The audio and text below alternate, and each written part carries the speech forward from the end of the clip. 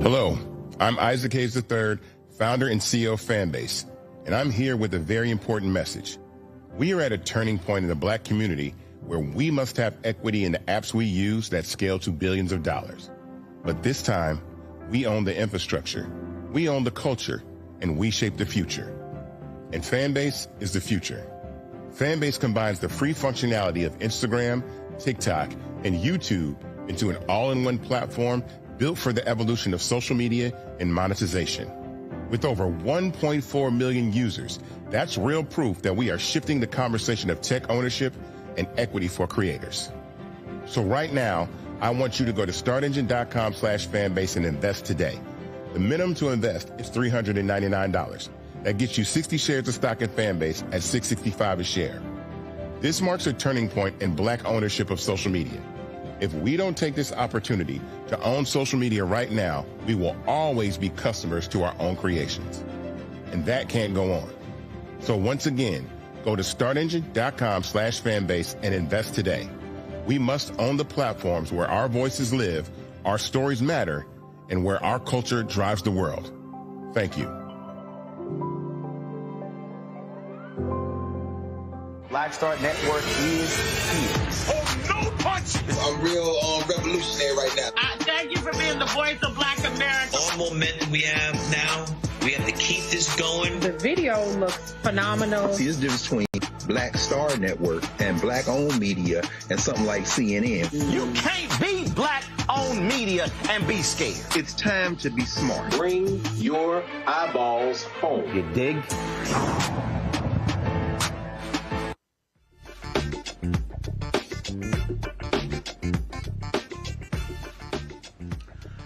Hey folks, today is Friday, November 14th, 2025, coming up on Roland Martin Unfiltered, streaming live on the Black Star Network. Today is my 57th birthday. It's a jam-packed show. I'm here in Bermuda. We're going to be hearing from the Premier of Bermuda, E. David Burt, talking about their goal, their efforts to want to attract African Americans to Bermuda for tourism. Also, we'll hear from PGA Tour Pro Chase Johnson, who I caught up with here at the tournament as well. Folks, lots more to talk about. Megyn Kelly, what the hell is she talking about when it comes to people having sex with girls under 18, saying that's different than a 5-year-old child? What the hell is she talking about? There's a new prosecutor in Georgia in the election interference case in dealing with Donald Trump and his cohorts. We'll tell you about that. Also, on today's show, guess who's admitting defeat with his tariffs?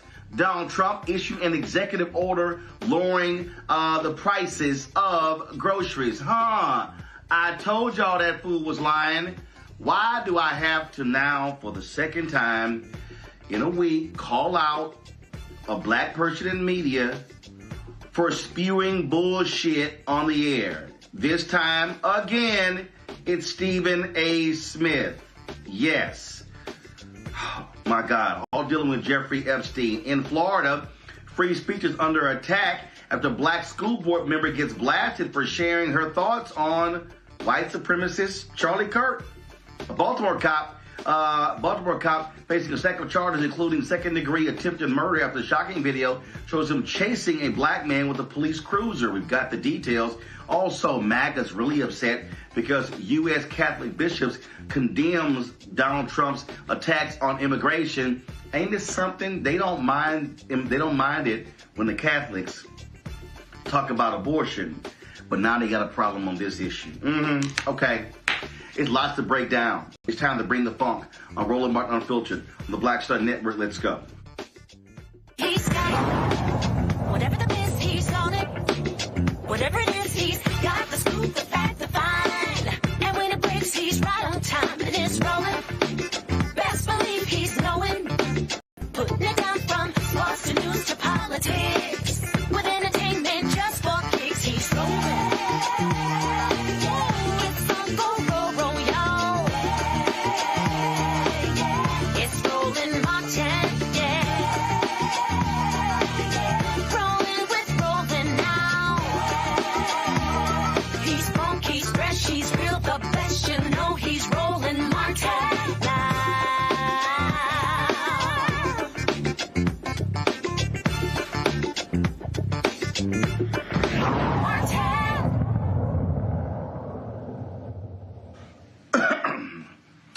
After Fulton County State's Attorney, District Attorney Fannie Willis was removed from the case in Georgia, the election interference case, Republicans dragged their feet over naming a prosecutor. The deadline was approaching. Well, guess what? There's now someone who's going to be doing this. That's right. The leader of the Prosecuting Attorneys Council of Georgia, Peter Skandalakis, is going to be taking over the case. His organization was unable to find another prosecutor, and he chose to lead the prosecution due to his familiarity with some of the immense deep case of files. And remember, Fannie Willis filed against Donald Trump, indicted Donald Trump and 18 others in August of 2023 using Georgia's anti-racketeering laws, saying they were involved in a scheme to overturn the results in the state. Now, we also know what happened with the whole deal with the boyfriend. Trump countered. It went to court. It was all kind of drama all the way up to the Georgia Supreme Court. But it's now, that whole mess is now dealt with. Now they have a prosecutor. Now this case is going to move forward. And now, hopefully, we can see some justice prevail against this thug, this twice-impeached, criminally convicted con man in chief, Donald Trump. My panel, Matt Manning, civil rights attorney out of Corpus Christi, Waikuni Siant, CEO and co-founder of Politicking, DC, Michael Imhotep, host, African History Network show. And I'm sure Matt is just enjoying me rocking this 12th man jersey of the number 3 ranked team in the country. And it's not his little school in Austin. All right, let's get to it. Thank goodness this is going to move forward. Michael, a lot of folk were scared. Actually, I'm sorry, Matt, my bad. Sorry, Matt. A lot of folks were scared that these folks in Georgia were going to allow the deadline to expire and let Trump get off. Now we have a prosecutor, and now he can be held into account. Just your thoughts on this decision. Well, I think this decision really is about as ugly as that jersey you have on, Roland, because I think it's much ado about nothing. Reading the article, I was really dismayed because the reason he appointed himself is because he couldn't get anybody else to take the case. I suspect what's going to happen is that he's going to find a way to tank this case and say that he looked at it and he's, relying on the immunity decision or some other reason, and is going to say that this is an unsupportable case. I don't want to be a pessimist, but I don't really think there's anything looming positively down the road in terms of this case being prosecuted, because he's basically got backed into having to prosecute this case. And I think that is not going to bear well for the prosecution of the case, particularly because it was already one that was kind of a sprawling, difficult case in terms of the application and the nuance. This is not the normal application of a RICO case. So I think what's going to happen is they're going to find a way to dump the case, and they're going to say that Fani Willis, messed it up from the beginning, and they're going to try to scapegoat her, and nothing's going to happen to Donald Trump. Now, what we do have is that Fulton County Superior Court Judge Scott McAfee has dropped 3 charges out of the dozens in the case. Today, I'm reading this story here from CBS Atlanta. On Friday, McAfee ordered that counts 14, 15, and 27, conspiracy and criminal attempt to file false documents and filing false documents, respectively, should be dismissed. Trump had been charged with 2 of the counts, 15 and 27. McAfee had signaled in September 2024 that he wanted to remove the charges, arguing that they lie beyond the state's jurisdiction. He was not able to officially drop the charges until the case was remanded to him, which did not happen until Fulton County DA Fani Willis' disqualification was finalized in the Georgia courts. The judge had previously quashed 6 counts in the indictment, including 3 against Mr. Trump in March 2024. Even with the counts removed, 32 remain, including an overarching racketeering charge brought against the remaining 15 defendants. Winconi?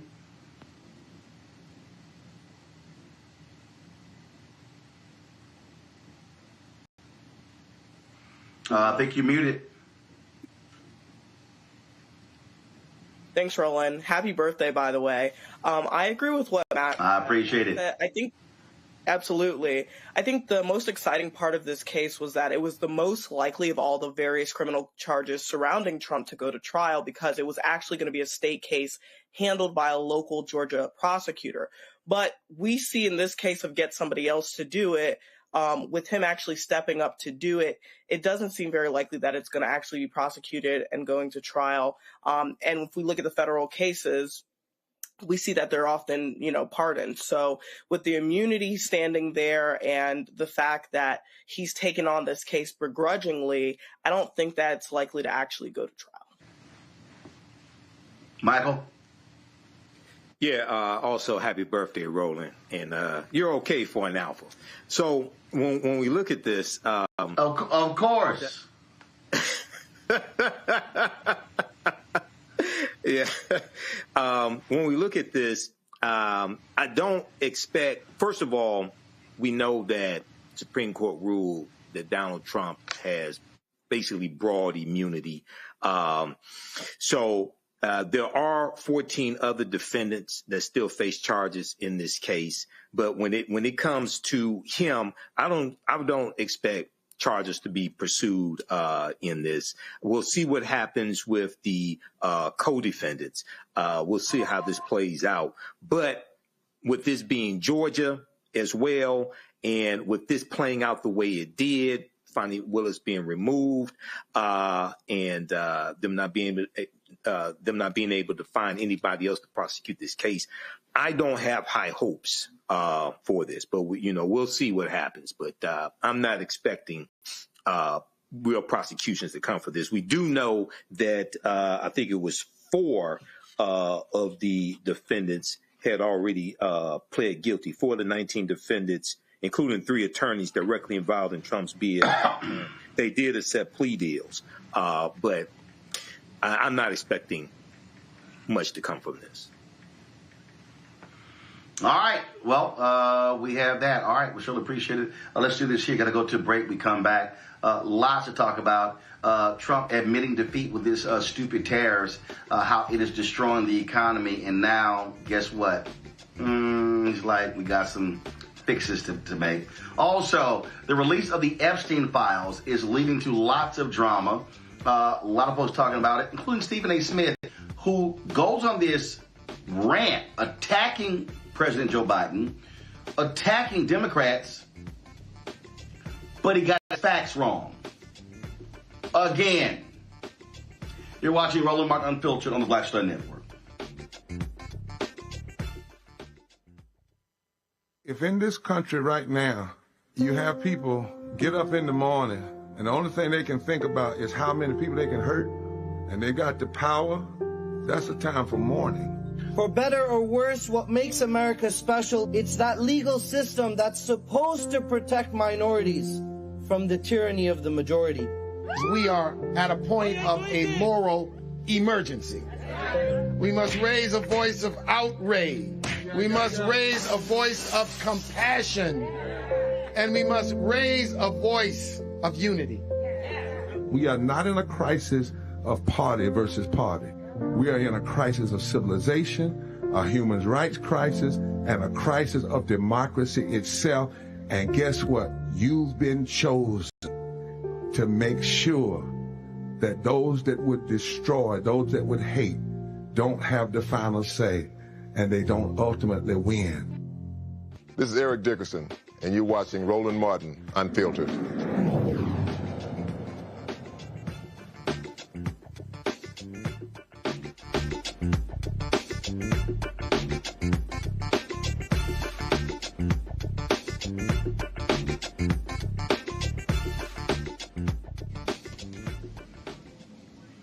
Last 48 hours, a lot of stuff being talked about in Washington, D.C. as a result of these emails from Jeffrey Epstein being released.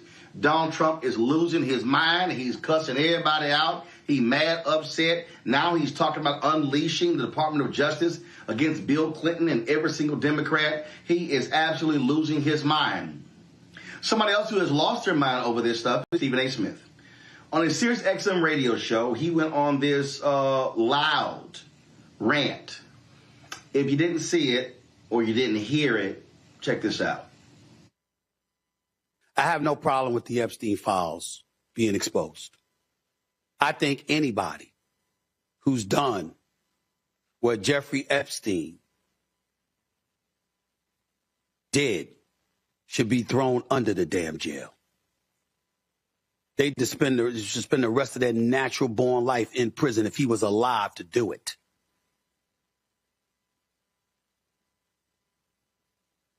Young girls being sexually molested is as disgusting as it gets. It is as vile as it gets. We ain't making any excuses for anybody like that. What a despicable, despicable human being. There's a special place in hell for people like that.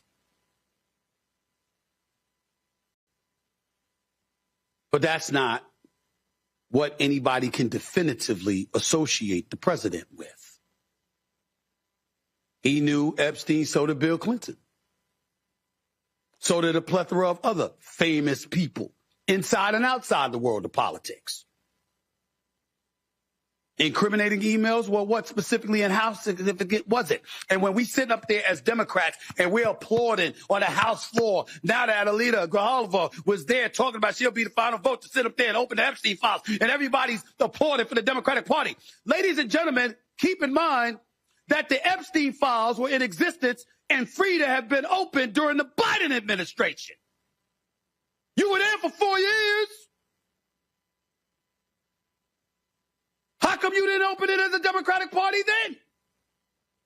What am I missing? I'm not saying I know. It's a legitimate question.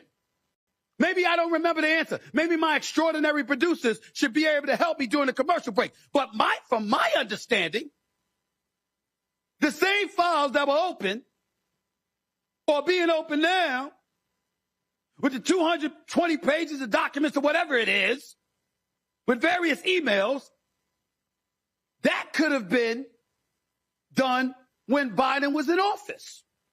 Well, why didn't you do it? If it's so important now. What were the Democrats doing at that particular moment in time? See, this is the kind of stuff that smells.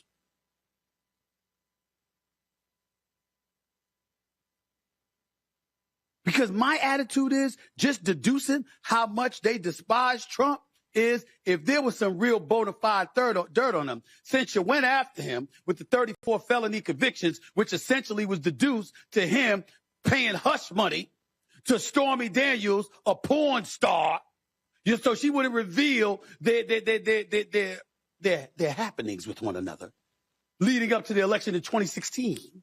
Okay? If you had something like that you were willing. Okay. Stephen A. says, maybe I'm missing something. You are. Then he says he has an extraordinary producer, and maybe they could research it. Yeah. How about you do the damn research before you go on the air on an epic rant, Stephen A? Like, I don't understand why black people or other folks with shows don't know how to do research before they open their mouths. What you just heard is misinformation and disinformation. Do you know who corrected Stephen A? Somebody named Julie K. Brown. Julie K. Brown is a reporter for the Miami Herald.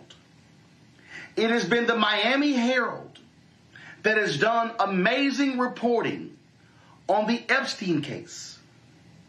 We know about all the details of what's happened with Jeffrey Epstein, the previous deal being cut, the sweetheart jail deal he got because of Julie Brown and the reporters of the Miami Herald. This is what she tweeted. This is a complicated case with a, quote, all caps, a lot of files. So I know it's easy to confuse what's what. What Stephen doesn't understand is that the emails released Wednesday are from Epstein's estate. They were obtained from Epstein's lawyers pursuant to a subpoena that was issued by the House Oversight Committee, lawmakers. These documents are separate from the criminal case files held by the DOJ and the FBI that Trump and Bondi, the Attorney General, promised to release after the election. As for why Biden and the Democrats didn't release the criminal case files, Maxwell, Ghislaine Maxwell, the associate of Jeffrey Epstein, Maxwell's criminal case was still open during the Biden administration.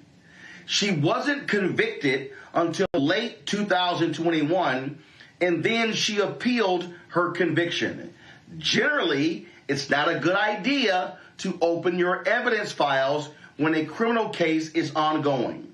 We also don't know whether the FBI was still investigating other possible suspects who helped Epstein or participated in his crimes. If you are still targeting suspects, you don't want them to know you are zeroing in on them.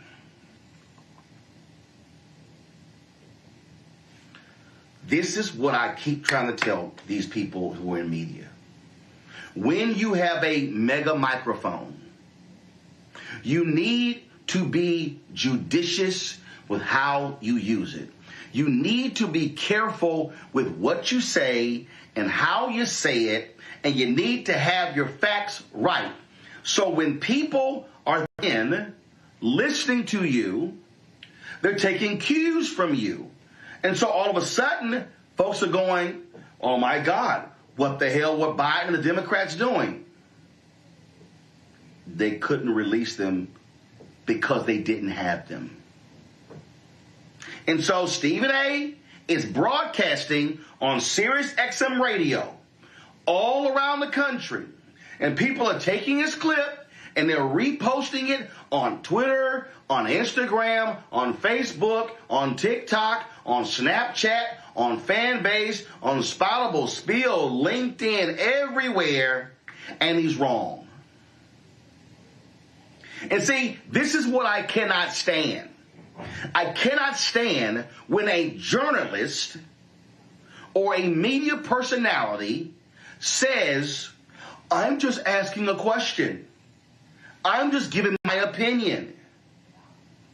What the hell are you talking about? I get asking questions. So here's how it worked. Stephen A., you and your producing team, you book experts like a Julie Brown. And in fact, it would be smart for y'all to book her on Monday or Tuesday or Wednesday or Thursday or Friday. What you do is you ask the experts the question.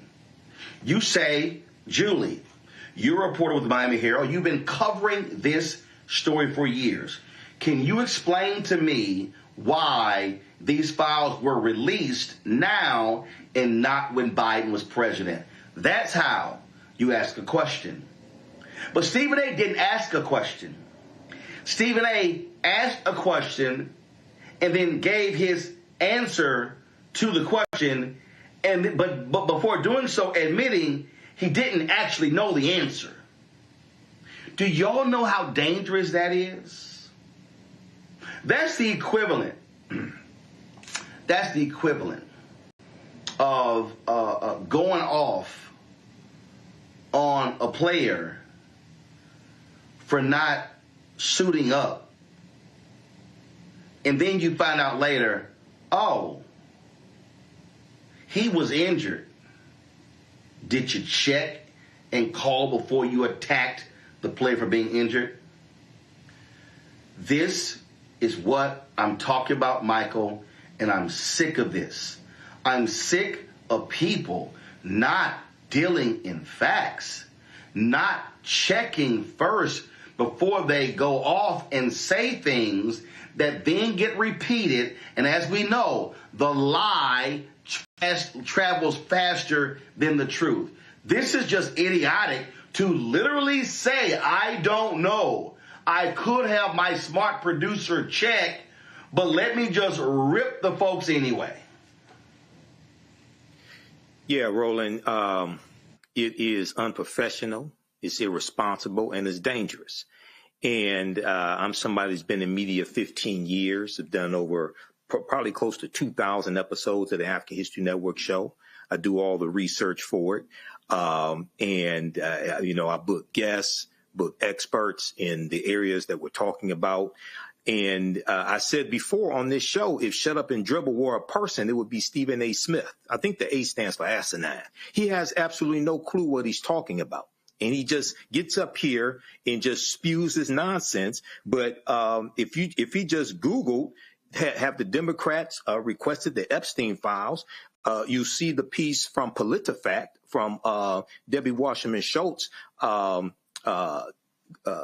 House of Representatives page, and it goes through and breaks down this timeline, and it talks about how Democratic lawmakers began to seek records about Epstein after the Miami Herald's late 2018 investigation into the case. And it goes through and breaks this down. It talks about different people, whether it's U.S. Representative Elijah Cummings, Senator Tim Kaine. It talks about Democratic efforts and also calling for an investigation into the plea deal that Alex Acosta did for Jeffrey Epstein. Okay. And lastly, it's important to also note that she was prosecuted by the Biden administration, Ghislaine Maxwell, 2021, Biden administration prosecution, and sentenced in June 2022. That's on the Justice Department's website right now. Now, that's just me doing a Google search. I don't have nobody working for me. So Stephen A. Smith is full of shit.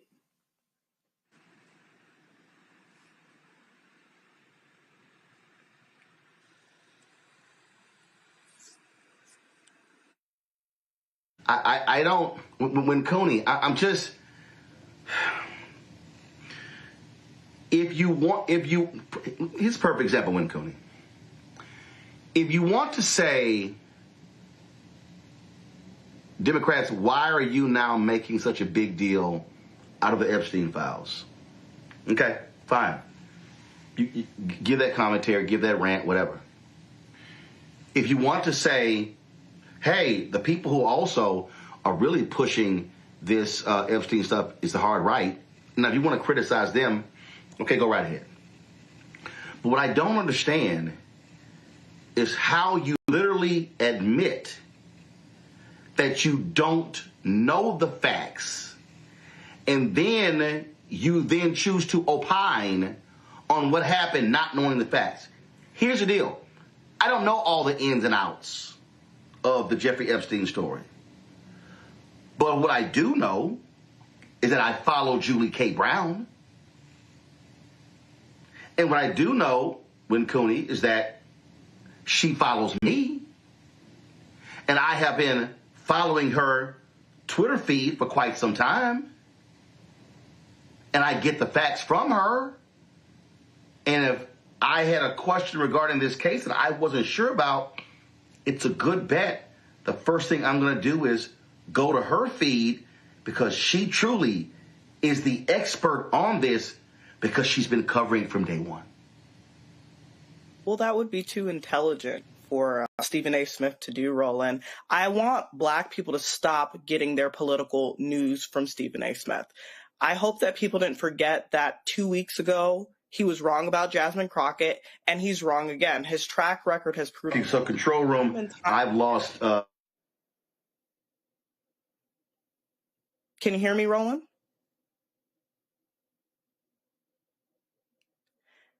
His track record has proven time and time again that he's made it the issue of the public to go fact check and see what he's saying is true or not true. And in this case, it's clearly not true.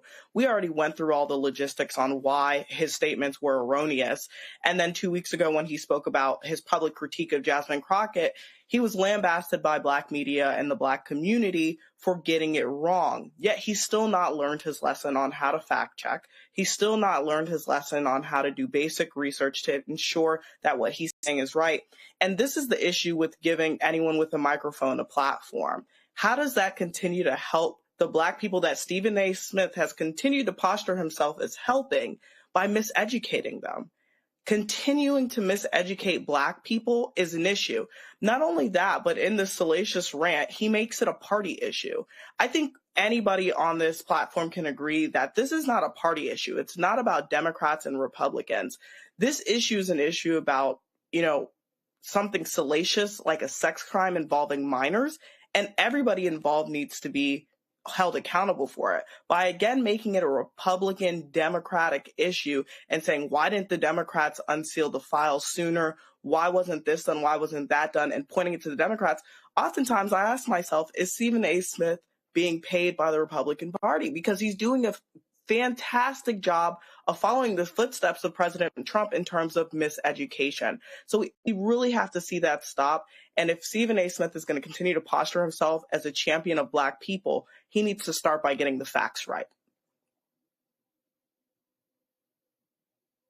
So, my opinion on it is I think when Cooney's right, I didn't get a chance to hear everything she was saying. But, one of the things I think is kind of lost in this conversation in two respects is, first, when you're somebody like Stephen A. Smith and you have the kind of following that you do, you act in a fiduciary capacity, meaning when people are listening to you, there's an element of trust, right? They need to be able to trust that what you're saying, especially when you're speaking on a topic du jour as major as the Epstein files and the release of that information, and whether the sitting president was involved in sex trafficking or involved in the abuse of minors, then you need to be, judicious, to use your word, and smart about making sure you're not spreading misinformation. But the larger overarching thing for me is the premise of his comments was that he was implying, right, that this is like politically motivated, or they didn't do this under Biden and now they're doing it under Trump. Look, when somebody gets elected president, they talk about whether they're going to release their tax returns and all this other information that's relatively arcane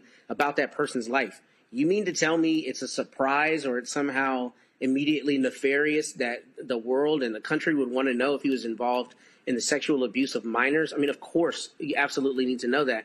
And we live in a per se bizarro world where the president can even have this kind of relationship with a person like Epstein and not immediately be excoriated and run out of the White House. That alone is, I think, a proof positive sign of where our society is these days. But for Stephen A. Smith to imply that people should just, immediately read into that somehow there's something nefarious going on is stupid, because Trump's been trying to hide this information. We know the Republicans have been trying to hide it.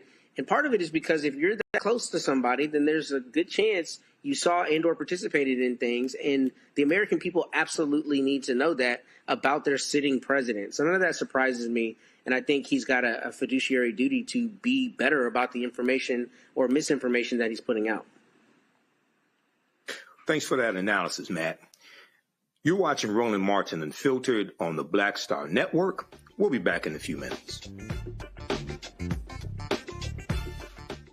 Hatred on the streets, a horrific scene, a white nationalist rally that descended into deadly violence. White people are losing their damn minds.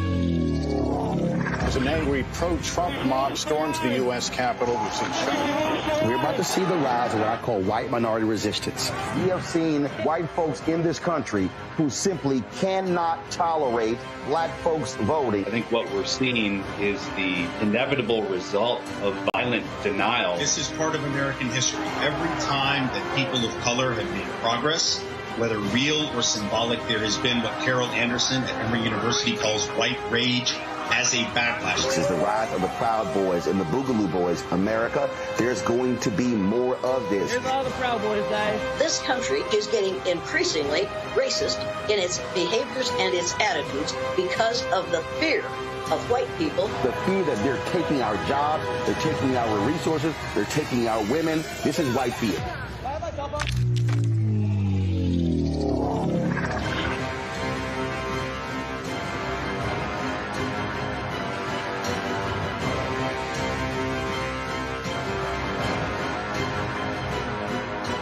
Said the quiet part out loud. Black votes are a threat, so they erased them. After the Supreme Court gutted the Voting Rights Act in 2013, Republican legislatures moved fast. New voter ID laws, polling place shutdowns, purges of black voters from the rolls. Trump's Justice Department didn't stop it, they joined in. In 2018, his DOJ backed Ohio's voter purge system, a scheme that disproportionately erased black voters. Their goal, erase black votes and political power. Yeah, that happened. These are the kinds of stories that we cover every day on Roland Martin Unfiltered. Subscribe on YouTube and download the Black Star Network app. Support fact-based independent journalism that centers African Americans and the issues that matter to our community.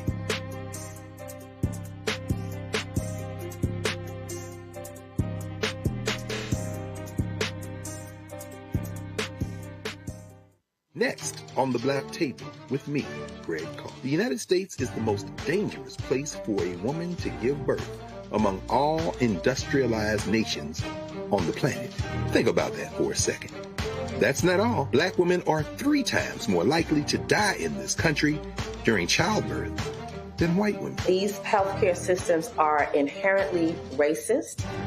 There are a lot of white supremacist ideas and mythologies around black women's bodies, even black people, that we experience painless, right? Activist, organizer, and fearless freedom fighter Monifa Akinwole Bandele from Moms Rising joins us and tells us this shocking phenomenon, like so much else, is rooted in unadulterated racism. And that's just one of her fights. Monifa Bandele on the next Black Table here on the Black Star Network. If in this country right now, you have people get up in the morning and the only thing they can think about is how many people they can hurt, and they got the power, that's a time for mourning. For better or worse, what makes America special, it's that legal system that's supposed to protect minorities from the tyranny of the majority. We are at a point of a moral emergency. We must raise a voice of outrage. We must raise a voice of compassion. And we must raise a voice of unity. We are not in a crisis of party versus party. We are in a crisis of civilization, a human rights crisis, and a crisis of democracy itself. And guess what? You've been chosen to make sure that those that would destroy, those that would hate, don't have the final say, and they don't ultimately win. Hey, I'm Malcolm Lee, and you're watching Roland Martin Unfiltered.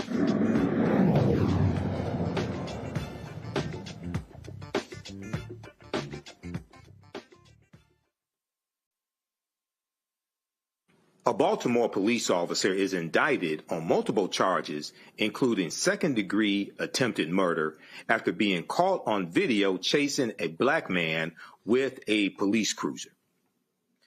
Officer Robert A. Parks is also charged with first and second-degree assault, reckless driving, and misconduct in office. The charges stem from an October 28th incident where Parks is captured on video by social media user Slick Brown trying to run over a civilian. According to the indictment, Parks tried to disperse a gathering of people on a sidewalk.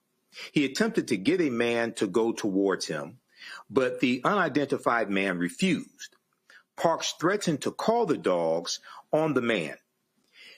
The man began walking away from Parks.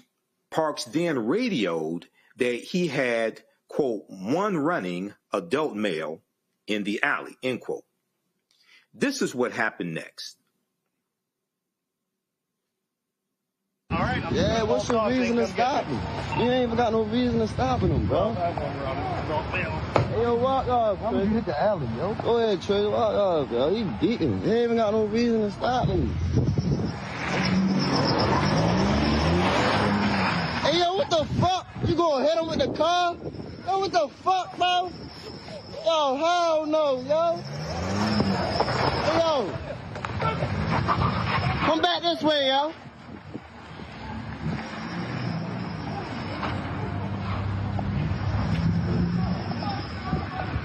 Yo, beating, bro.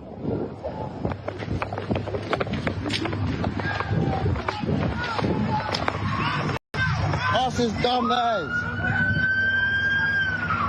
Dumb ass. Fucking dummy.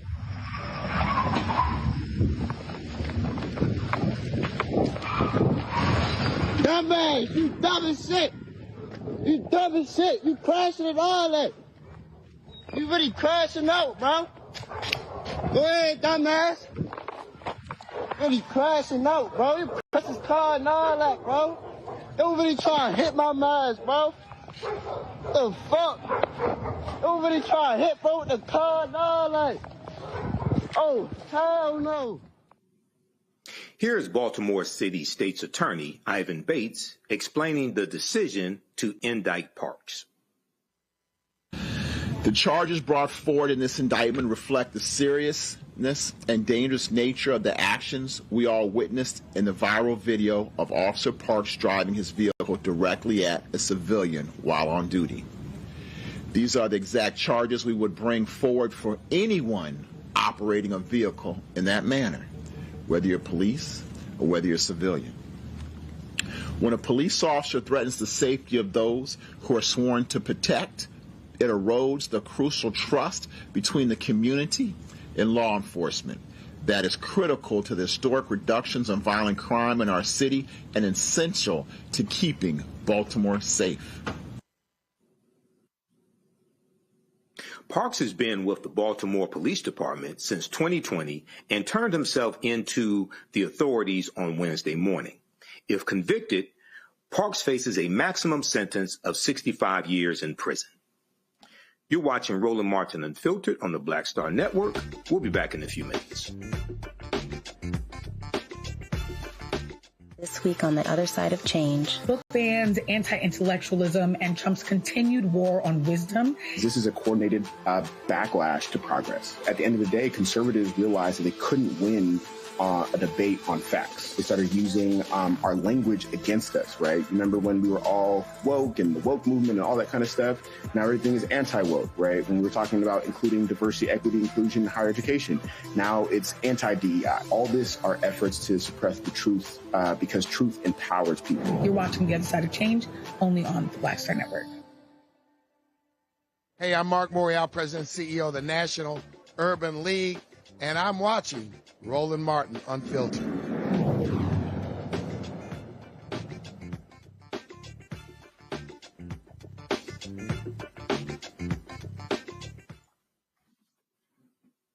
Welcome back to Roland Martin Unfiltered. Michael Imhotep sitting in for Roland. I want to go to our panel for this discussion. I want to start with you, Matt. You are an attorney and also a defense attorney. What are your thoughts on this case? So I saw this case on social media, I guess, a week or two ago, and I was just baffled because, this is first great citizen, recording. I mean, obviously we see videos all the time now, but this was good that this brother recorded it the way that he did. And when I saw this video, I was baffled that a police officer would not only do this kind of thing. I mean, of course, there are times that they're assaultive. We talk about it all the time on this show. But this brazenly, broad daylight, after clearly having some kind of tense interaction with these brothers, and then you go and try to hit them. I mean, honestly, when I looked at this, this is one of the few times I think that the attempted murder charge might actually stick. I think what will happen, I think we've talked about it on the show, but when you're prosecuting a case, I don't know how it is in Maryland, but in Texas, a prosecutor always gets what's called a lesser included offense. So that means if they're prosecuting you for murder and they want the jury to be instructed on another charge like deadly conduct or manslaughter, depending on how the law works in that state, the prosecutor automatically gets it. Defense can get it if they have evidence. But I tell you that to say here that if the prosecutors ask for a lesser included and the jury seems, the evidence comes out like the jury might be on the fence about whether he really premeditatedly intended to kill him, every day of the week, I think he's cooked and convicted on deadly conduct or some kind of manslaughter, attempted manslaughter, reckless type charge. Because what's very clear here is he's trying to hit this guy with the car. The struggle will be the intent and whether he intended to kill him. Because I read the Maryland statute and it doesn't really read like you're doing an act that's clearly dangerous to human life, the way sometimes states write their laws. Here it's a premeditated intent to kill. I think that may be a little bit of a difficult issue for the jury. But I think this guy is dead to rights. If I were defending him, I would be trying to get a plea deal because there is absolutely no question about what happened. There's no question about the operation of the vehicle, no question about his intent to try to hit him because after he misses him the first time, he keeps chasing him. So I think that it's good that they're prosecuting this case. And, the brother said it perfectly. He said, man, you are literally crashing out. Like, I've never seen anything like this. And I've watched thousands of police videos. And I'm not surprised that they charged him with this. And I wouldn't also be surprised if the feds came in and prosecuted this because this is just, you got to lay the hammer down on someone like this. So he's going to get a lot of time. Okay. Now, Cooney, what are your thoughts on this case here? It's very disturbing to see this video, even though we are thankful to social media user Slick Brown for capturing the video. Yeah, the video is damning. I'm so thankful, as Matt said, for the technology that we have accessible nowadays, because we know as Black people that this has been happening for years and years and years. And so oftentimes, even though it's the first time we're seeing it caught on camera, we know that it's not the first time that this has happened, certainly not in Baltimore history. What I wanted to focus on is the fact that in these cases, what infuriates me the most is that the officer is simply suspended without pay. Obviously, we know it's going to go to trial, and as Matt said, he's probably cooked. But another important thing to note is that they won't be able to call him as a witness at all right now. So any cases that involve him or require his testimony for conviction will be dismissed. And so that's actually not ideal, right, for the carriage of justice. But it's something that's very, very fair considering the fact that he's obviously shown himself not to be a reliable source. But the other question that I wanted to address is why isn't a person like this immediately fired, right? They're being charged with attempted murder, and they're still just suspended without pay. And really what it boils down to, gentlemen, is how police contracts work to protect their own. Police contracts, like labor contracts, they govern the working conditions under which officers operate. And effectively, they've rendered police departments' disciplinary and oversight processes ineffective, as officers are rarely held accountable for wrongdoing. Now, in this case, it's very cut and clear. And as Matt said, if I was defending him, I would be trying to get a plea deal or maybe trying to decrease what the murder charge is. But I don't think it's any possible way that he won't be convicted. But the problem with the police system as is that while he is on trial for this, he's still just suspended without pay. He's not immediately fired. And with cases that are this cut and dry, I feel like we do need to make an example of these police officers, these bad cops that are continuing to increase friction between inner cities, urban communities, and the police forces that be. Now, Matt, I had a quick question for you. In the story, it said that he attempted to get a man to go towards him, referring to Parks, but the man refused. An unidentified man refused.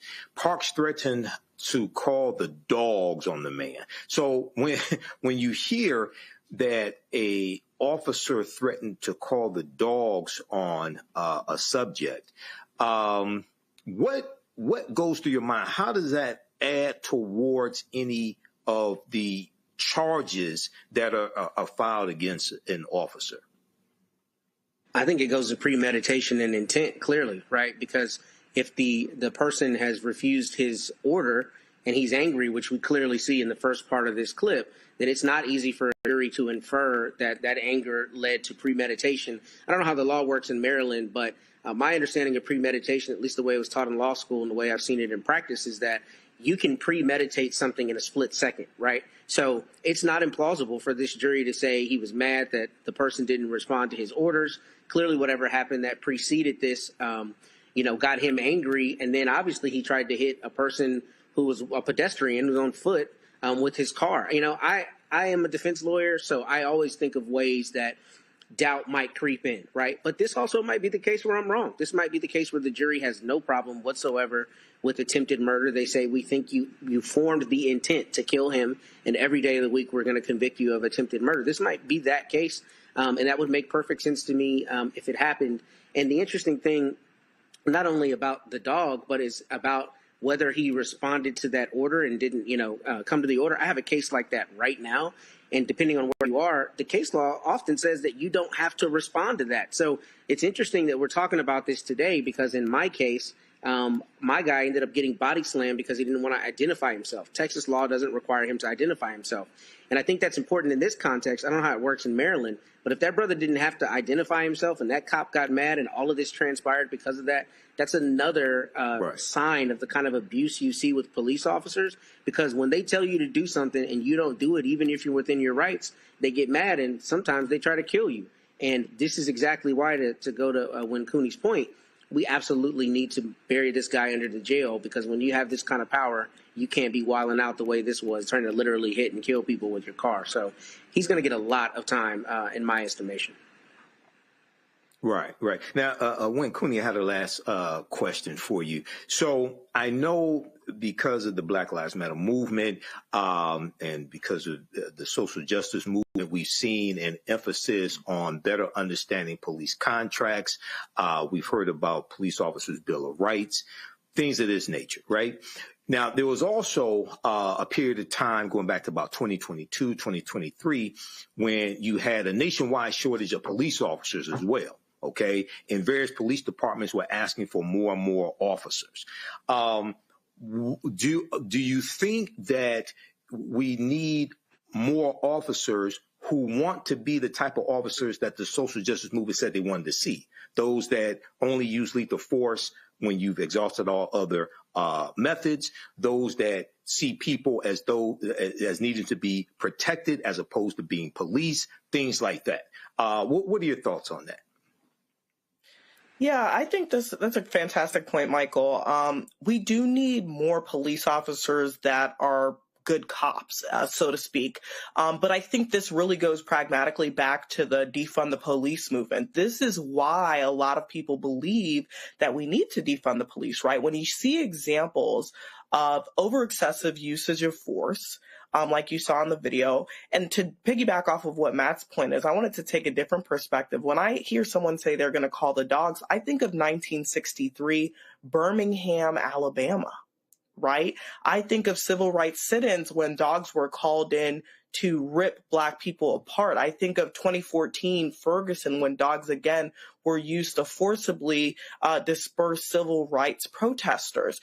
And so when we continue to see overusage of excessive force, it doesn't make people excited to sign up to become police officers, particularly within these areas that police officer constituent relations are already extremely contentious. So I think this is where we get the two camps, right? We get the camps that are advocating for better cops, cops that are utilizing their powers for good, that are building relationships and bridges within the communities. And then we have the other camp that says, hey, we need to defund the police. We need to lean on community policing more. We need to lean harder on mental health resources for Black and brown people. The fact of the matter is this gentleman only had a misdemeanor warrant. I don't want to say only. Yes, he had an outstanding warrant, but it was for a misdemeanor. No person, whether it was a misdemeanor or a felony, deserves to get ran down on. And I do literally mean ran down on the way that this gentleman was, and was at fear for losing their life. And not only him, I also think about what the perspective and psyche of the person who was recording this was. This is an extremely traumatic situation, and I would have been fearing for the retaliation of the cop as well once he noticed that I was recording, right? So this not only affects the person that was being, apprehended, but also the community at large. And this is how Baltimore PD is treating our community, right? This is what they're going to take away from. And that makes them not want to, send their kids out into the streets for after school programs. That makes them not want to allow, their students to go down the street and play or go to the ice cream truck. It has so many implications on these communities. And I'm really, really saddened that this is the way things are going and continue to go in 2025. Right. Okay. Thank you. Roland Martin Unfiltered will be right back after this break. You're watching the Black Star Network. This week on A Balanced Life with Dr. Jackie, are you looking for clarity on your believer's journey? Are you finding it difficult to really find your lane and stay in your place? Do you think that you have what it takes to build a sense of community even in these difficult times, knowing that God has got your back? Well, this week on A Balanced Life with Dr. Jackie, we're talking about just those things. I have the courage to walk through this tough season because they're going to come. You need the friends that have a belief system like yours. A believer's journey this week on A Balanced Life with Dr. Jackie on Black Star Network.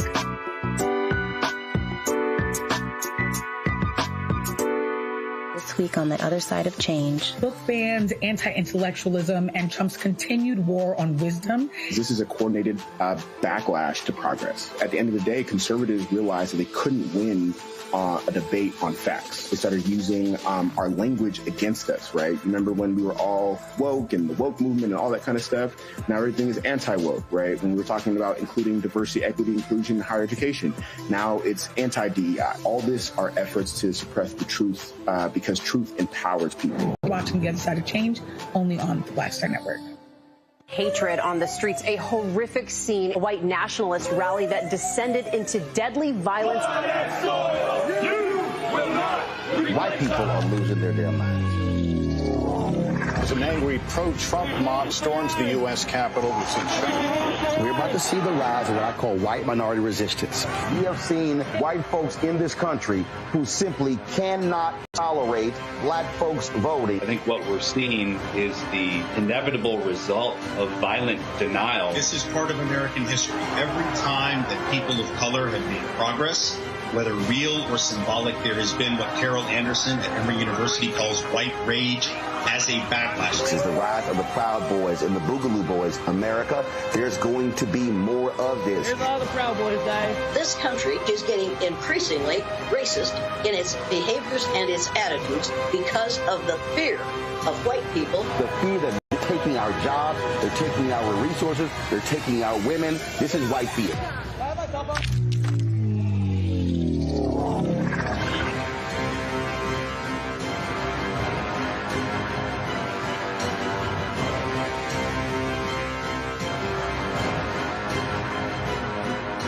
Said the quiet part out loud. Black votes are a threat, so they erased them. After the Supreme Court gutted the Voting Rights Act in 2013, Republican legislatures moved fast. New voter ID laws, polling place shutdowns, purges of black voters from the rolls. Trump's Justice Department didn't stop it, they joined in. In 2018, his DOJ backed Ohio's voter purge system, a scheme that disproportionately erased black voters. Their goal, erase black votes and political power. Yeah, that happened. These are the kinds of stories that we cover every day on Roland Martin Unfiltered. Subscribe on YouTube and download the Black Star Network app. Support fact-based independent journalism that centers African Americans and the issues that matter to our community.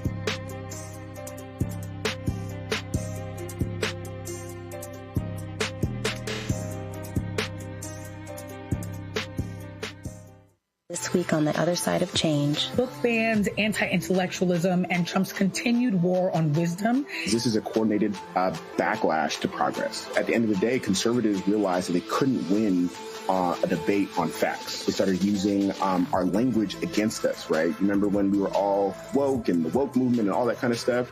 Now everything is anti-woke, right? When we were talking about including diversity, equity, inclusion, higher education, now it's anti-DEI. All this are efforts to suppress the truth because truth empowers people. You're watching The Other Side of Change, only on the Black Star Network. Hey, I'm Mark Morial, President and CEO of the National Urban League, and I'm watching Roland Martin Unfiltered.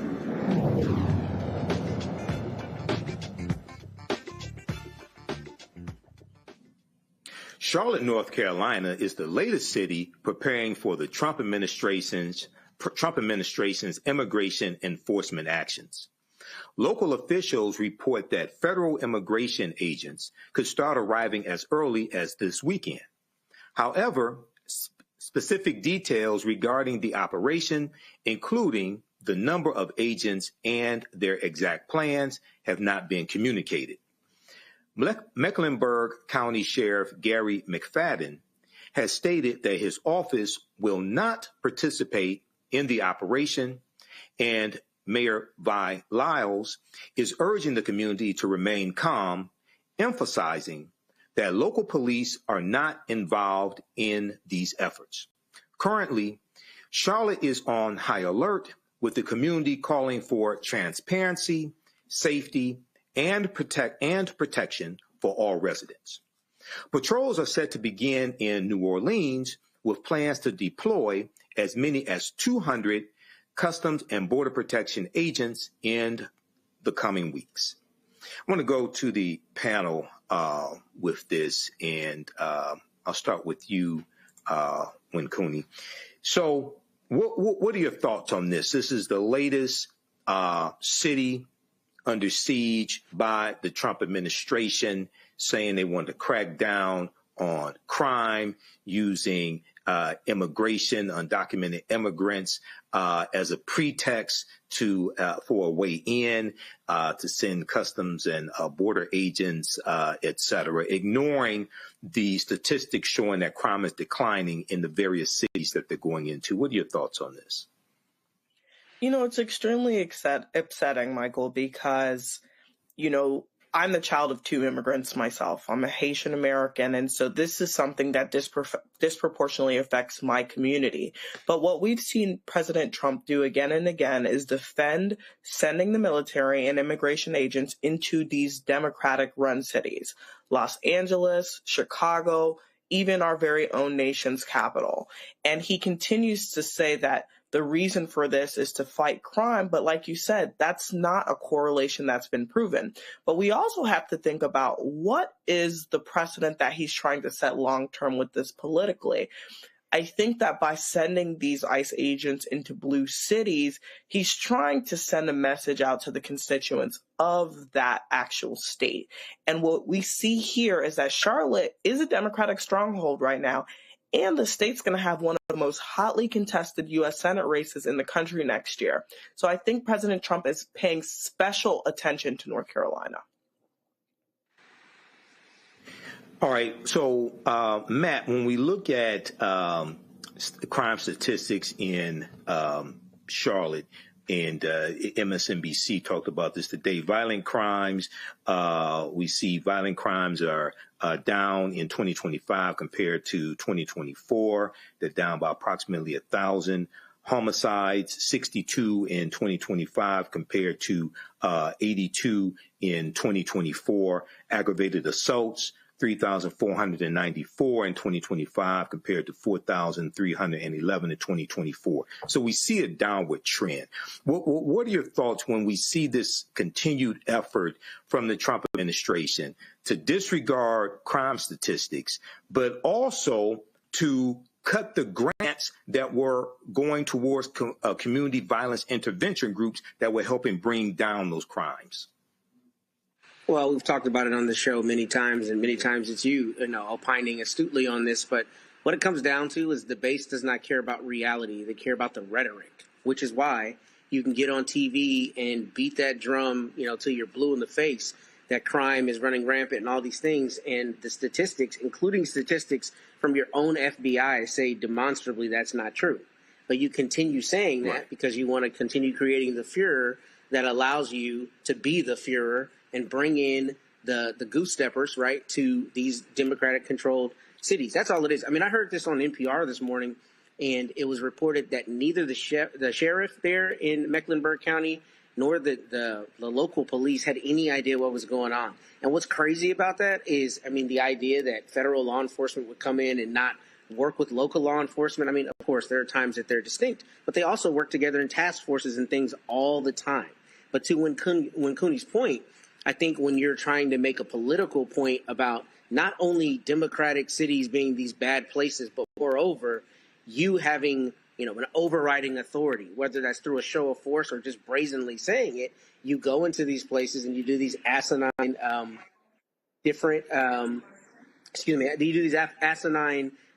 procedures, right, just to show a show of force. So this to me is stupid, and it's dumb that local law enforcement didn't know anything about it. And I think part of it is them licking their wounds because the judges ruled against them in Chicago and other places. But it's pointless, and it's purely to make a political point, I think, particularly where the actual evidence shows that it's not necessary. Okay, thank you, Matt. A free speech battle is brewing in Florida between the state's Board of Education and the Alachua County School Board, all because of a Facebook post.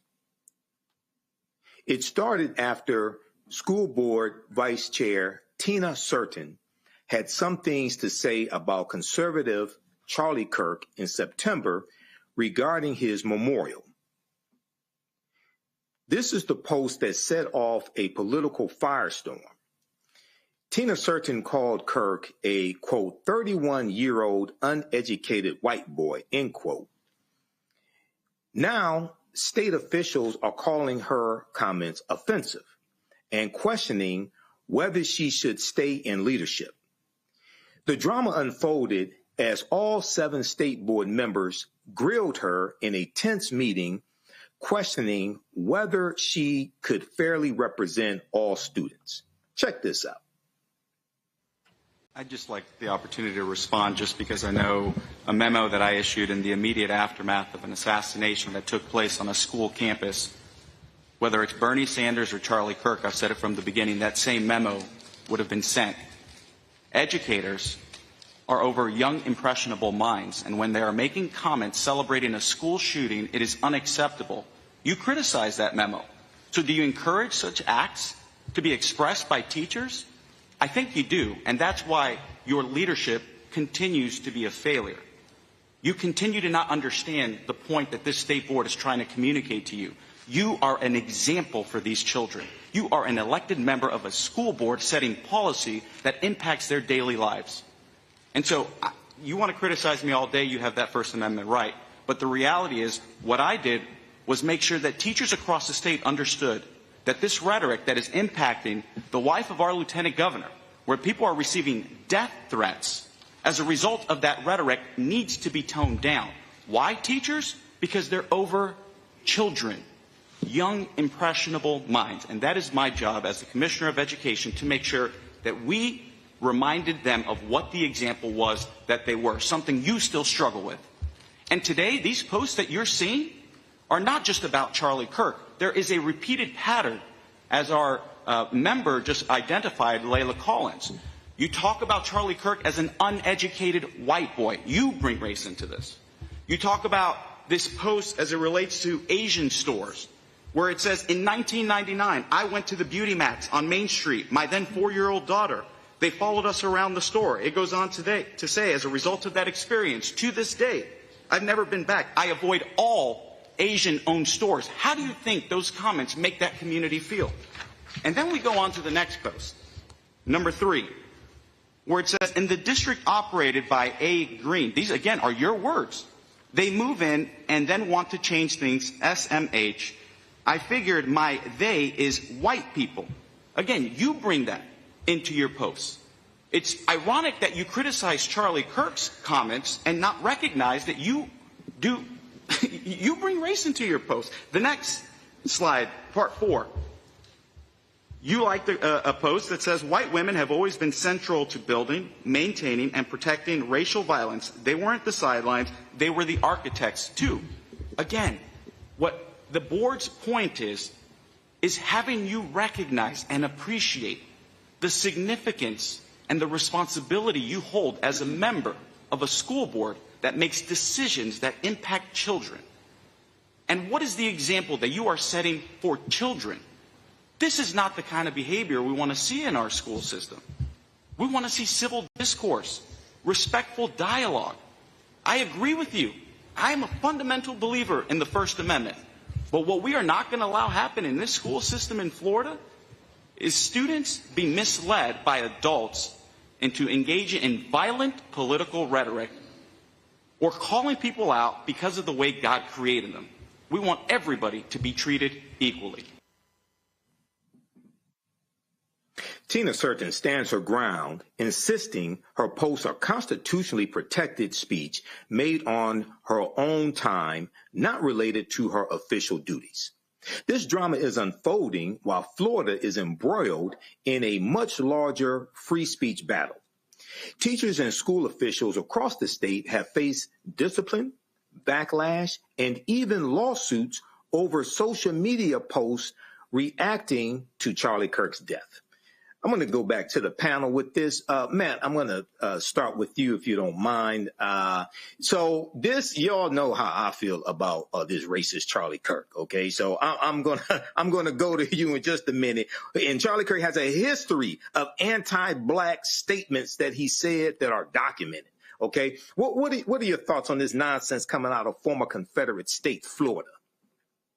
Man, I think it's a crock of bull. I think it's BS, and I think there are a couple things here that are particularly, big to me. The first is this sister is duly elected.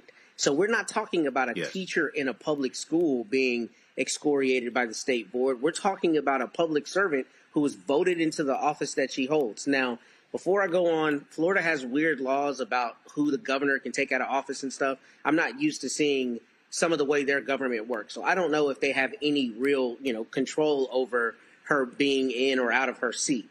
But presuming they don't, I mean, to sit there and condescend to her as though the board can actually do anything about it is probably more about that cat, or whatever his name was, Kostassos, I think it was a Greek last name, about him getting a soundbite, right, and getting to look like he's this crusader for decorum.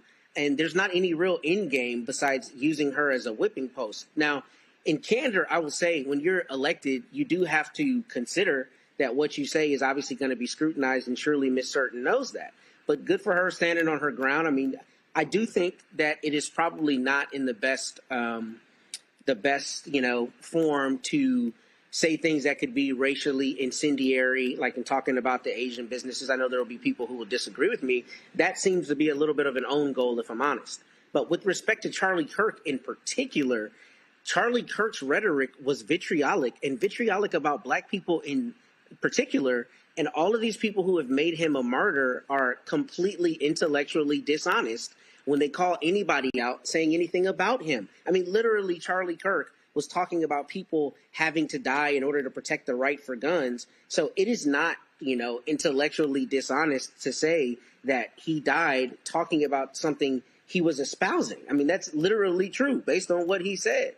So I think this is intellectually dishonest. I think if you are truly a free speech proponent, you can't be beating her up or mad at her for what she's saying. And then the whole thing about, all these children and all that stuff. What about the kids who are hearing what Charlie Kirk says? when they go to the classroom with a black kid and they treat that kid like he or she is less than they are because they heard it at home and dad was watching Charlie Kirk on YouTube, right? He's not worried about that. And that's because it's about rhetoric and it's ideology, and it's not really about protecting the kids. It's about, beating the drum that you think needs to be beaten. That's all this is. I think it's nonsense, and it is protected speech.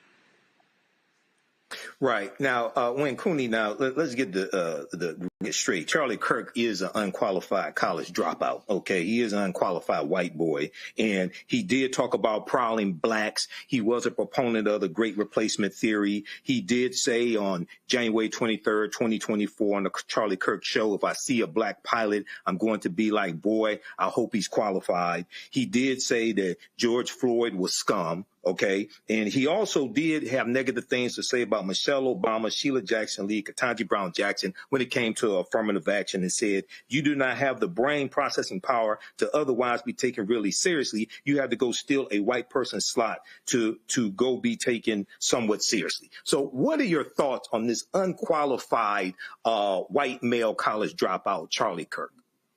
And also the attack on our sister Tina Certain for standing up for her rights.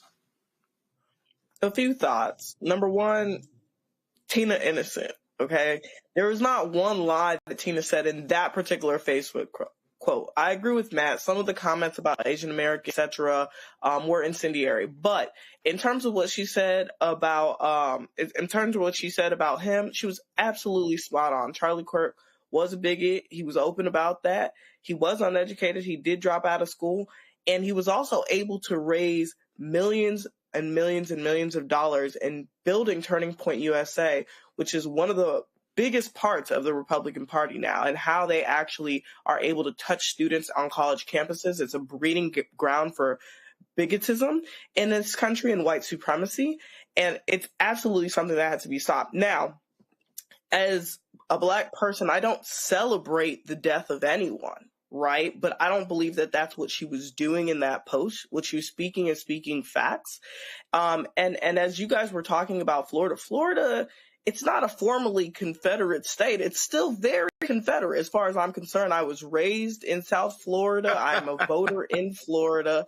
And it is still an extremely racist state. And so it is really, really important that we are questioning these types of racial rhetoric, especially when they're being, pillaged in the schools by someone like Charlie Kirk. Now, I think, like Matt said, Ms. Certain may want to think a little bit more about the personal views that she's putting online as someone who is elected in office, right? But I think if we're talking about the First Amendment and we're talking about what someone's putting on Facebook, the United States and Florida particularly needs to come to a concerted agreement on what is permissible and not permissible from an elected official. We can't have someone that's sitting president in the highest office of the United States saying grab them by the pussy and then being upset when other people are stating their views. If we're talking about leading by example, we got to be really, really, really crisp on what that means and what that looks like for the next generation. Right. Thank you. You're watching Roland Martin Unfiltered on the Black Star Network.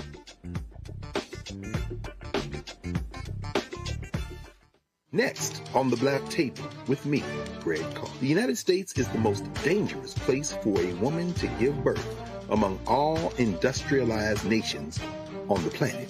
Think about that for a second.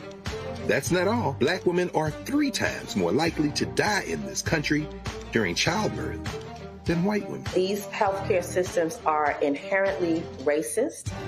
There are a lot of white supremacist ideas and mythologies around black women's bodies, even black people, that we experience painless, right? Activist, organizer, and fearless freedom fighter Monifa Akinwole Bandele from Moms Rising joins us and tells us this shocking phenomenon, like so much else, is rooted in unadulterated racism. And that's just one of her fights. Monifa Bandele on the next Black Table here on the Black Star Network. This week on The Other Side of Change. Book bans, anti-intellectualism, and Trump's continued war on wisdom. This is a coordinated backlash to progress. At the end of the day, conservatives realized that they couldn't win a debate on facts. They started using our language against us, right? Remember when we were all woke and the woke movement and all that kind of stuff? Now everything is anti-woke, right? When we were talking about including diversity, equity, inclusion, higher education, now it's anti-DEI. All this are efforts to suppress the truth because truth empowers people. You're watching The Other Side of Change, only on the Black Star Network. This week on A Balanced Life with Dr. Jackie, are you looking for clarity on your believer's journey? Are you finding it difficult to really find your lane and stay in your place? Do you think that you have what it takes to build a sense of community even in these difficult times, knowing that God has got your back? Well, this week on A Balanced Life with Dr. Jackie, we're talking about just those things. I have the courage to walk through this tough season because they're going to come. You need the friends that have a belief system like yours. A believer's journey this week on A Balanced Life with Dr. Jackie on Black Star Network.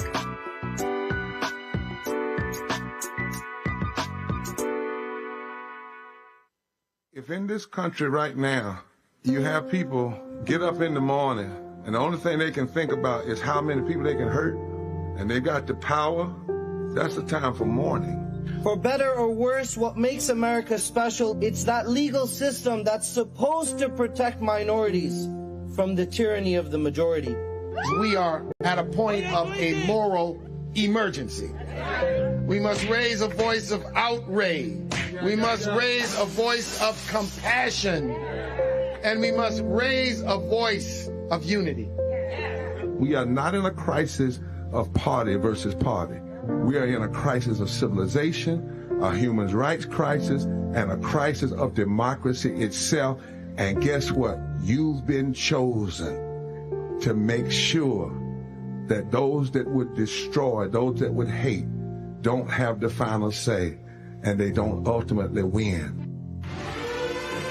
Violent white supremacy is, quote, the most persistent and lethal threat in the homeland. The greatest terrorist threat to the homeland is the homegrown violence stream, including hate crime committed on behalf of some kind of white supremacist ideology. They are coming after everything in Black America. MAGA and Donald Trump are specifically targeting Black America. They are going after the money. Attack Black Lives Matter. Attack critical race theory. Attack woke, DEI. MAGA wants to defund Black America. This is a perfect example of their desire to completely degrade and de-emphasize Black people.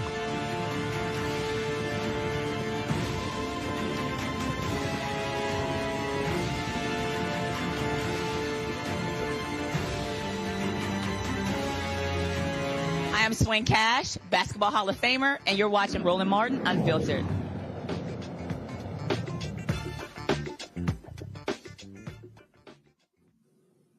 Hey guys, if you notice, Roland is having technical difficulties broadcasting from Bermuda. I want to thank our panelists today, Matt Manning and Wynn Cooney. Have a great weekend. Roland interviewed PGA golfer Chase Johnson at the Butterfield Bermuda Championship. Here's that interview. All right, folks, here at the Butterfield Bermuda Championship, Chase Johnson, I just watched him on 18. You finished strong. I did. I had a good finish, birdie finish. Wind got me a little bit early in the round, as it's going to hit everyone. So this wind has been insane. So I played Tuesday when it was at 55 miles an hour. Oh, okay. So this is like a cakewalk for you. Oh, this dude, I was kind of like, Tuesday was crazy, but yeah. And this morning was pretty rough too. So. Yeah, it was pretty gusty this morning. So hopefully we can just carry that momentum into tomorrow. A lot of folks who, like, I've been playing golf 38 years, and so a lot of guys, they always sit here, they see somebody who can play well at a club or whatever. I tell them, you have no idea what it's like, I said, between a person who's good there and on tour. Right. Yeah. I mean, a lot of subtle differences, but those subtle differences are the ones that make the biggest difference. So I had to get up and down a lot today. I mean, the score could have been a lot worse than it was, and I had some probably like 6 or 7 really nice up and downs, which you have to do on this course and in this win. So you're never out of the hole. There are a lot of we generally talk about all the different places you play. You talk about APGA, and it's a lot more opportunities being created for African American golfers, and then a lot of people who are also offering support for cats who want to go to the next level. Yeah, absolutely. I mean, the APGA is the prime example for that, and all the other junior programs that are associated with the APGA, like Underrated is with Steph Curry's tour. He's been doing a lot of good work. Cameron Champ's dad is heavily involved in a junior program that is frequently out at APGA tour events and stuff. So it's really good to see the opportunities grow. And then it's just up to fellas like me and anyone else who gets the chances to play in events like this to represent as well as we can. So again, those last 2 holes are good representation, so we just got to do more of them. Absolutely. All right, then. Well, it's good to meet you. I appreciate it. And if folks want to follow you on Instagram, where they go? Chase Johnson 96. Okay. Nice and easy. All right, then. Well, I'll send a couple of folks your way. Awesome. I appreciate it. All right. Thanks so much. Thank you. All right. See you around. Take care. All right. Be well. Roland also interviewed the Honorable E. David Burt, the Premier of Bermuda. Here's that interview. We're here at the Baltimore Bermuda Championship, and so he's actually the reason I'm here. So here's the deal. So my wife comes to me 3 weeks ago and said that she and her Link sisters, they were going to Nashville, Uncle Nearest Farm, or some other tours. She's like, well, we're going at the same time as your birthday, and you probably, I'm like, go. I said, I have no interest on going any of those tours. So then I was sitting here, and I've gotten 3 different golf trips in different tournaments. I was like, DR, Mexico, Costa Rica. And I went, wait a minute. Premier of Bermuda told me that tournament is the same time as my birthday. So that's when I sent a text to your former chief of staff. Yes. I had your phone number wrong. And then so she hit me back. And so the Tourism Authority hit me up. And so we're here. I've been doing my show from here as well. It's been absolutely fantastic. And my understanding, y'all signed a 3-year deal for this to continue. Oh, well, that would be news to me, Brother Martin. But yeah, that's what I read. That's what I read. What I would say is that it's a pleasure to have you here on the island.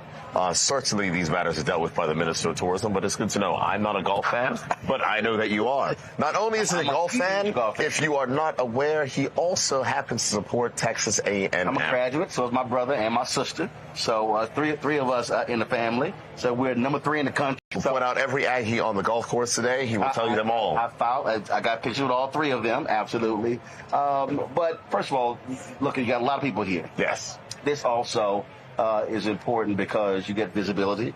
Golf Channel's covering this here. Folks get to see Bermuda, tell the story. And so one of the things that I want to ask you about is really the focus of the Tourism Authority to attract folk to come here, because usually when people talk about, where I'm going to travel or whatever, they talk about Bahamas, they talk about Jamaica, everything like that. Just talk about what you're trying to create here in this country. Oh, thank you. Well, the reality is that Bermuda is not a mass tourism destination. So places like Bahamas, places like Jamaica and others, Dominican Republic, are mass tourism destination. Lots of people, big resorts, all that. That is not what Bermuda is. Bermuda is different. We have smaller resorts, but the entire island is our resort. We're not a place where you have to go, you have to stay inside a resort, all the rest. You get to explore, you get to be a part of our wonderful culture and immerse yourself. And when it talks about, targeting specifically the black traveler, we are trying to make more of a focus on that as well. So whether or not those are direct air routes out of the United States or whether or not those are the cultural experiences that can be experienced on an island, such as also my favorite, which is our annual emancipation celebration, which is called Cup Match, which actually started because black folks said they were not going to work to commemorate their slavery day.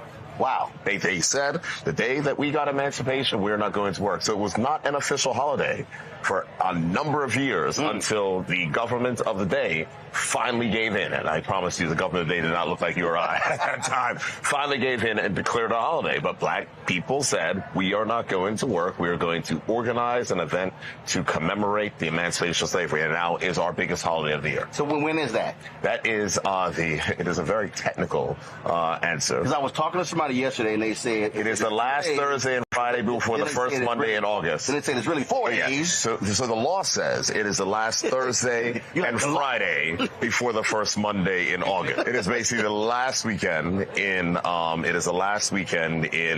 July or the first weekend in August. Got it. But yeah, it's always around that time. But it's a cup match in Bermuda, the biggest celebration. We also have other celebrations. I'm told it is crazy. Oh, it is crazy. But we also have other celebrations because there's for the young and not so young. So we have our national heroes. So there's a story also about Mary Prince, who was instrumental in dismantling slavery inside of the British colonies, who wrote in a book, Mary Prince. And so she's one of our national heroes, in addition to many other persons who have historical significance for Bermuda. And news that weekend, we have our national hero celebration, but we also have Bermuda Carnival, which is an amazing event and celebration. And, I would say if you are someone who likes a little bit of fun, it is continuous revelry for 4 straight days, kind of like Cup Match. Cup Match is kind of 5. It's a 2-day holiday, but it goes on for 5 days. Hidden meaning in there is like continuous revelry. Continuous revelry. We revel at Carnival. So what's interesting is, yesterday, there was a young woman, she was in media, and we were talking, I said, I got a question for you. I said, Bermuda is not in the Caribbean. She says, but it's Caribbean. Correct. Explain that. We consider ourselves Caribbean. And is that because, according to her, she said 65% of the people from here can trace them to St. Kitts. St. Kitts, Turks and Caicos, Bahamas, all the islands. Because, it was part.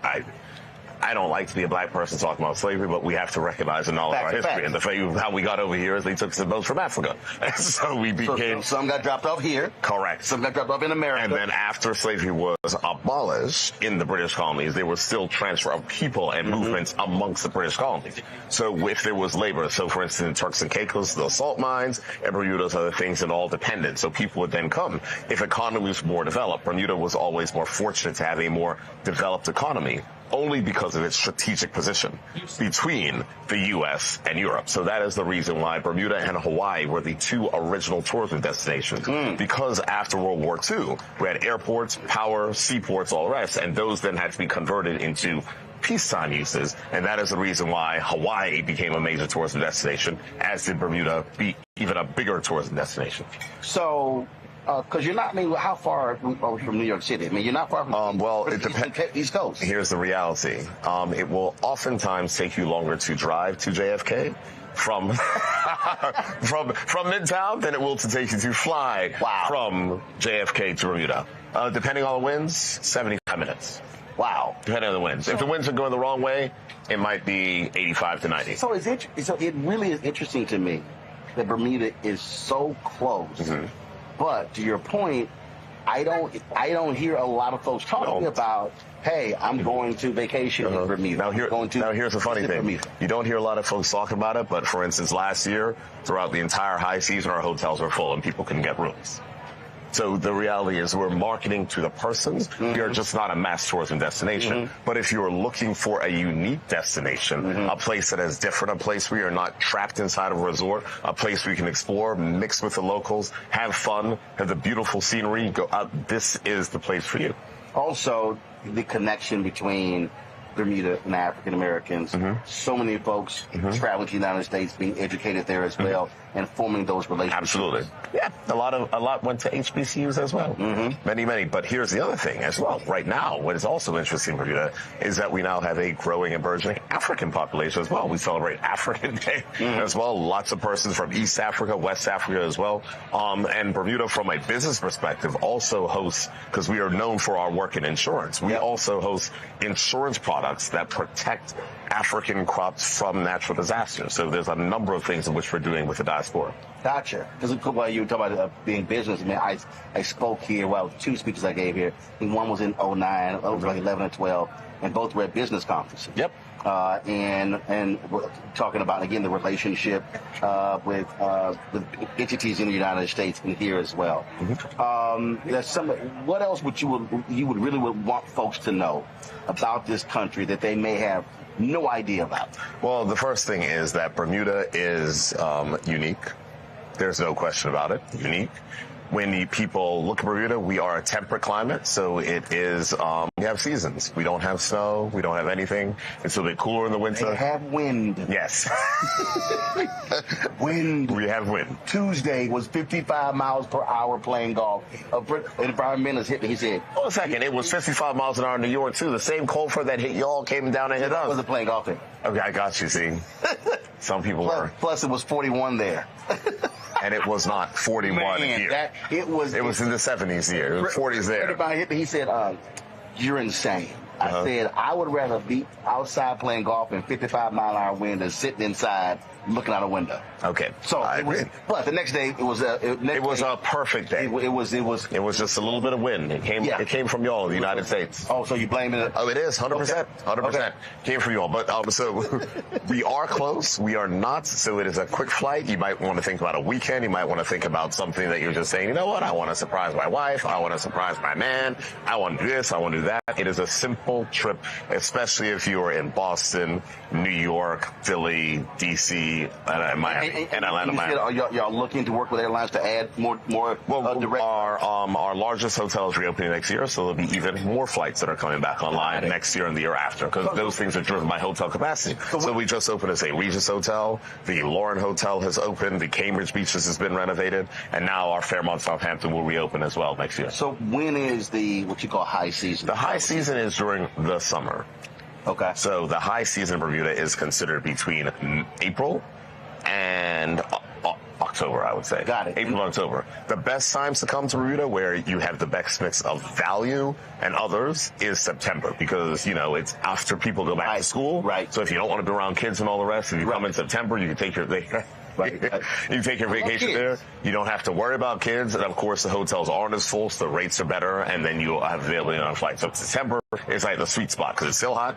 It's still good. You can still have fun. You can still do the golf. You can still go out in the water. There's still events that are happening. Next year, I would ask people to, check it, go to Bermuda.com, because the Minister of Tourism has a mandate from me to have a full schedule of events from April up until October. And whatever it is that you want, whatever it is that is your type of thing, it will be happening during our summer season next year. April till October. Yes. And the best time to come in September. It's September, and the anniversary of Roland Martin Unfiltered and Black Star Network is September 4th. Got you.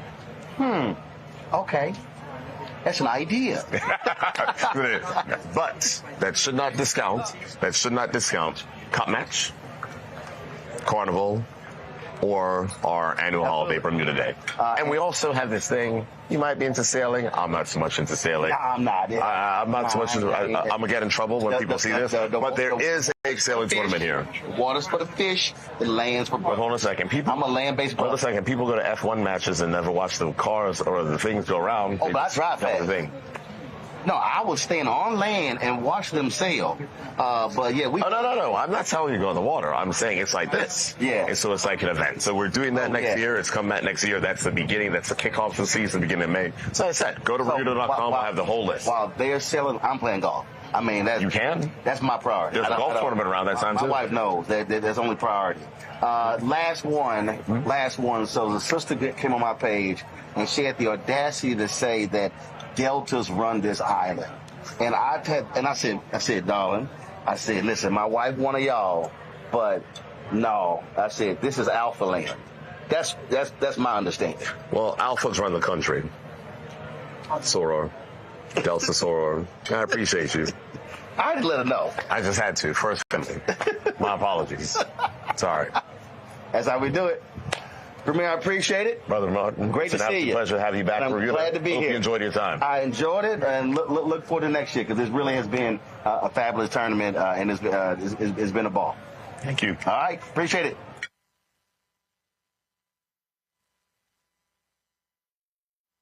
And have a good night.